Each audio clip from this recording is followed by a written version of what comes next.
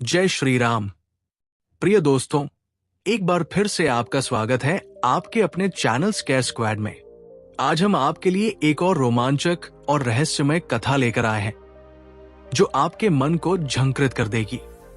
लेकिन कथा शुरू करने से पहले मैं आपको ये याद दिलाना चाहूंगा कि गरुड़ पुराण में कहा गया है कि कोई भी कथा या बात बीच में छोड़ने पर उसका पाप का हिस्सेदार बन जाता है। इसलिए वीडियो को अंत तक जरूर देखें। और हाँ, इस वीडियो की टिप्पणी में जय श्री कृष्ण एक बार जरूर लिख दें, क्योंकि भगवान का नाम लेने से हर काम में सफलता मिलती है। तो चलिए शुरू करते हैं। देवनगरी गांव की शाम अमावस्या की निस्तब्धता में डूबी हुई थी। कुएं पर पानी भरती स्त्रियों की बातचीत अचानक रुक गई जब आकाश से एक नीली चमक गुजरी। बच्चों की तीखी चीख ने सबका ध्यान खींचा। देखो, वो पेड़ पर बैठी है। विशाल बरगद की डाल पर एक अजीबोगरीब चिड़िया बैठी थी। उसके पंखों पर अजीब निशान थे और आंखें अंगारों की तरह लाल। गांव वालों ने ऐसी चिड़िया कभी नहीं देखी थी। चिड़िया ने अचानक कर्कश स्वर में कहा, सुनो नारियों, जो स्त्री ये चार बातें हंसते हंसते सहन कर ले, समझ लो वो चरित्रहीन है। दादी अम्मा ने कांपते हाथों से पूछा, कौन सी चार बातें माता? लेकिन चिड़िया ने कोई जवाब नहीं दिया। वो 3 बार उड़ान भरकर अदृश्य हो गई। हर उड़ान के साथ उसकी आवाज गूंजती रही। पहली परीक्षा आएगी धन के रूप में, दूसरी काम के वेश में, तीसरी झूठ की छाया में। जहां चिड़िया बैठी थी वहां अब एक काला पत्थर पड़ा था जिस पर संस्कृत में लिखा था, परीक्षण प्रारभ्यते। गांव वाले स्तब्ध रह गए। रेवती ने पत्थर को माथे से लगा लिया। माया ठठाकर हंस पड़ी, ये सब अंधविश्वास है।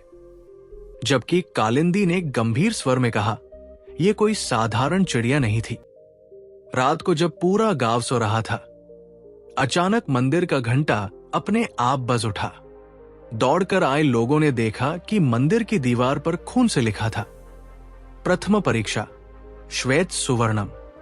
गांव में एक सनसनी फैल गई। सबके मन में एक ही सवाल था, यह परीक्षा कब और कैसे आएगी? बूढ़ी चिड़िया के जाने के तीसरे दिन देवनगरी गांव में एक नया मेहमान आया। एक साधु जिसके सफेद वस्त्रों पर सुनहरी आभा थी, गांव के चौपाल पर आकर बैठ गया। उसके हाथ में एक कटोरा था जिसमें चमकदार सोने के सिक्के भरे हुए थे। मैं दानी साधु हूं, उसने मधुर स्वर में कहा। जो भी स्त्री मेरे सामने 3 बार सच्चे मन से कहे कि उसे धन की लालसा नहीं, वही इन सोने के सिक्कों का अधिकारी है। गांव की स्त्रियां एक एक कराई। रेवती ने विनम्रता से कहा, साधु महाराज, मैं तो अपने पति की कमाई से ही संतुष्ट हूं। साधु मुस्कुराया और आगे देखता रहा। माया आगे बढ़ी। उसकी आंखें सिक्कों पर टिकी थी। मैं वो हकलाई, फिर झट से बोली, मुझे धन से कोई लालसा नहीं। पर उसकी लार टपकती जीभ और लालच से चमकती आंखें सच बता रही थी। कालिंदी ने साधु को गहराई से देखा और बिना कुछ मांगे वहां से चली गई। रात हुई तो माया के घर से चीख सुनाई दी। पड़ोसी दौड़े आए तो देखा माया का बदन सोने के सिक्कों से ढका था, पर वो मृत थी। उसकी हथेलियों में जकड़े सिक्के उसकी त्वचा में धंस चुके थे, मानो सोना उसके खून में मिल गया हो। सुबह जब गांव वाले साधु को ढूंढने गए तो वो गायब था। उसकी जगह एक पीली पत्ती पड़ी थी जिस पर लिखा था, लोभ प्रथम पापम, लोभ पहला पाप है। माया की विचित्र मृत्यु के तीसरे दिन देवनगरी गांव में एक अजनबी युवक का आगमन हुआ। उसके शरीर पर केसरिया वस्त्र थे, माथे पर तिलक और आंखों में एक अजीब सा जादू जो किसी को भी एकटक देखकर मंत्रमुग्ध कर देता। वो स्वयं को माधव बताता, एक तीर्थयात्री। गांव की चौपाल पर जब वो भजन गाने लगा तो स्त्रियां अनायास ही उसकी ओर खिंची चली आई। उसका स्वर इतना मधुर था कि पशु पक्षी भी सुनने को रुक जाते। रेवती भी अपनी सहेलियों के साथ वहां पहुंची, पर दूरी बनाए रखी। माताओं और बहनों, माधव ने गंभीर स्वर में कहा, मैं एक ऐसे मंत्र का जाप करता हूं जो स्त्री के सौभाग्य को अखंड रखता है, परंतु उसकी आंखें चमकी। इसे केवल वही स्त्री सीख सकती है जो काम वासना से मुक्त हो। एक एक कर स्त्रियां आगे बढ़ी। माधव प्रत्येक के कान में कुछ कहता और वे लज्जा से मुस्कुराकर लौट जाती। जब रेवती की बारी आई तो उसने स्पष्ट कहा, मुझे केवल वही मंत्र चाहिए जो मेरे पति के कल्याण के लिए हो। माधव की भौहें तंग गई। उसने रेवती की ओर बढ़कर कहा, तुम्हारी नजरों में तो अद्भुत तेज है, क्या तुम जानती हो मैं कौन हूं? तभी कालिंदी वहां प्रकट हुई। उसने अपनी लाठी जमीन पर पटकी और गर्जना की, धोखेबाज, तू कामदेव का प्रेत है, जा इस पवित्र भूमि से दूर हो। एक भयानक चीख के साथ माधव का शरीर धुएं में बदल गया। जहां वो खड़ा था वहां एक काला कमल खिला हुआ था, जिसके बीच में एक शिलालेख था, काम द्वितीय पापम। रात को जब गांव वाले सो रहे थे तो किसी ने देखा माया की आत्मा उस काले कमल के पास मुक्ति की प्रार्थना कर रही थी। कामदेव के प्रेत के विलीन होने के 7 दिन बाद देवनगरी गांव में एक भीषण घटना घटी। मंदिर की प्राचीन सोने की लक्ष्मी प्रतिमा गायब थी। पुजारी ने जब सुबह आरती करने आया तो देखा कि मंदिर का ताला टूटा पड़ा है और वेदी खाली है। गांव में हड़कंप मच गया। सभी लोग चौपाल पर इकट्ठे हुए। गांव के मुखिया ने कड़क आवाज में कहा, जिसने भी ये पाप किया है वो स्वयं आकर स्वीकार कर ले, नहीं तो मैं हर घर की तलाशी लूंगा। तभी लीला, जो माया की सहेली थी, आगे बढ़ी। उसकी आंखों में कपट था जब उसने रेवती की ओर इशारा करते हुए कहा, कल रात मैंने रेवती को मंदिर के पास घूमते देखा था।